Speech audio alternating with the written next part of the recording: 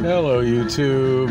It's still Sunday. It's Sunday afternoon, July 17th, 2022, 12:44 p.m. And yeah, today's a good day to go do some laundry. I only got one suitcase full as opposed to the usual two, but feel like I'm making some progress working on cleaning up my room, and Priscilla actually seems to be making some progress on packing up her shit and getting the fuck out and doing some cleaning after yesterday's messing up of the area that she cleaned. Like, she cleaned a good portion of the living room, and then she just went and made this way larger mess in it in the last like day and a half. So yeah, I pretty much went off on her about it. She's like, I'm tired of you yelling at me like your dad. Like I'm your dad. I'm like, well, I'm tired of you acting like you're a fucking child and not cleaning up after yourself. So I'll be in a lot happier place when she's just out of my fucking apartment. I just can't live like this. It's just disgusting. Anyway. Yeah, I'll have to do some laundry. So I did get a hold of Rob while I was over at Wanderland doing a little breakfast drinking, and I had something really unusual happen there that I never had happen before. That was kind of cool. Because I go in there pretty regularly, like for first call, and it was the bartender that's there the most. Older woman, she's a total sweetheart, and I wish I knew her name. But anyway,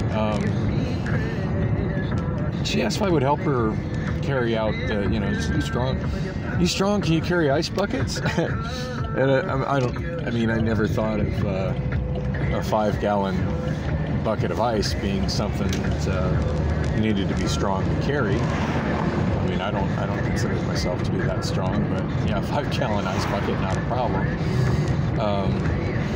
Anyway, so yeah, I no problem. I filled up her well, filled up the beer tubs, and just to be, I did it just to be a nice guy. And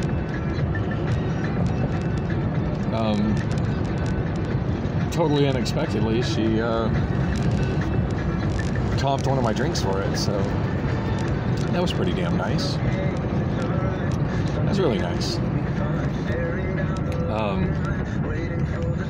So anyway, yeah, I hung out there a little bit, played a little bit on the jukebox, not much. Didn't really see anybody there that I enjoyed like really hanging out with. And I was gonna try to set up my iPhone there, and when I connected to their Wi-Fi before I even put the password in, iOS was telling me that it was not adequate security, which I don't know that I need particular security for anything, for restoring my iPhone, but especially at a place like that, I mean, there's nobody wandering and trying to hack an image of my iPhone. But at any rate, I don't know the password offhand. I feel like I've asked for it more times than and one person ever should. I do hate how with both iOS and Android, how if you're logged into a Wi-Fi network and you don't know that Wi-Fi network's password, you can't just click on properties for that Wi-Fi network and see what the password is. I wish that was a thing, because I've got many networks at bars and restaurants and other public places where I've been given the password. So, like, one of my phones will log into it. At this point, if I'm a phone 3, that's the only other phone I really have. Although I do have some that the Droid 4, I think Wander in the Droid 4 will actually log into. But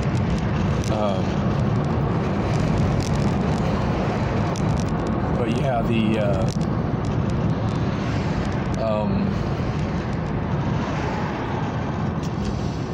I really want to get a drink, but I know how whack the soda fountain is in the Circle K.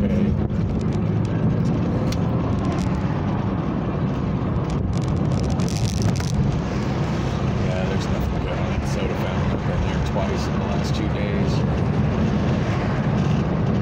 Quite the little homeless encampment going there in the trees just past the Circle K.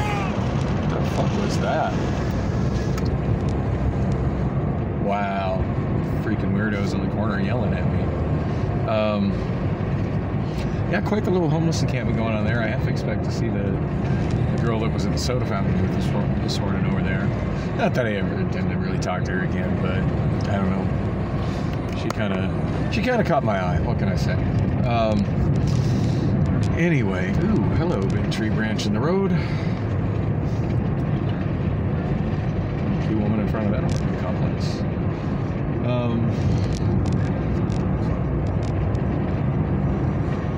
I think of where else to go to get myself a fountain drink since that Circle K is all whack. I just passed Coinless Laundry.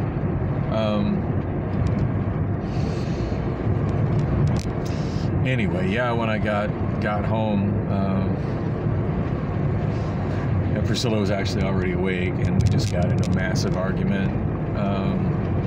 Just over her mess. It really bothers me. Actually, she wasn't awake. Come to think of it, when I got home, she was laying in my bed asleep. Now, had she come to bed instead of laying in that mess in the living room, I would feel a whole lot differently about her today. But that fucking trash the living room and then fall asleep in the middle of the mess when I'm in bed and you told me you were going to come to bed with me. I mean, you've lied to me, and you've trashed my living room, and you're sleeping in a way that absolutely disgusts me. Like, completely unacceptable. Completely unacceptable. Can't hang with it. Do that in your own home. Don't do that in my home.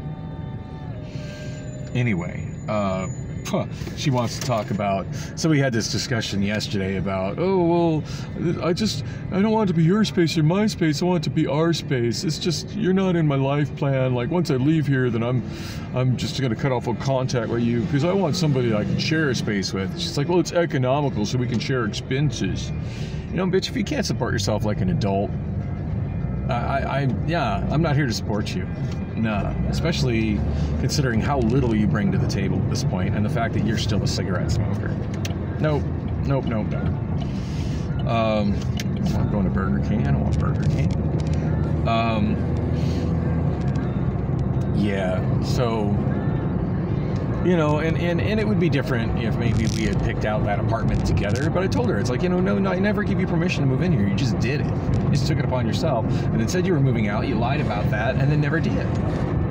So, no, this is all my space. This is all already my space. You've invaded my space. I said, you know, it'd be different if you had your own space and you maintain that, and I had my own space. I was able to restore my space to what it is that you've ruined, and get my space and my equilibrium back, and then we were to go about and find a house together. That would be different. She's like, oh, but I tell you this, damned if I'm gonna get a place together with somebody who doesn't clean up after themselves, or somebody that smokes. I mean, there's so many things that are wrong with her that she would have to fix before I would even consider sharing space with her. And those are the two biggest ones. Just the fact that she is just such an insane slob and just makes such a mess and doesn't clean up after herself. Especially the food mess in the kitchen. Like, that attracts bugs. It's just disgusting. And the fact that, you know, when she's tired, that she will fall asleep in her own mess and her own fucking pigsty instead of just cleaning up her mess and going to bed like a normal human being, like a civilized human being. Yeah. Until she actually can maintain her place and keep it looking presentable and appropriate and clean for a year, her own place, and provide notable help in keeping my place clean as opposed to making my place worse for a year, and quit smoking for a year, not qualified to share space with me. Sorry, not worthy. You're not qualified. I have higher standards than that for roommates.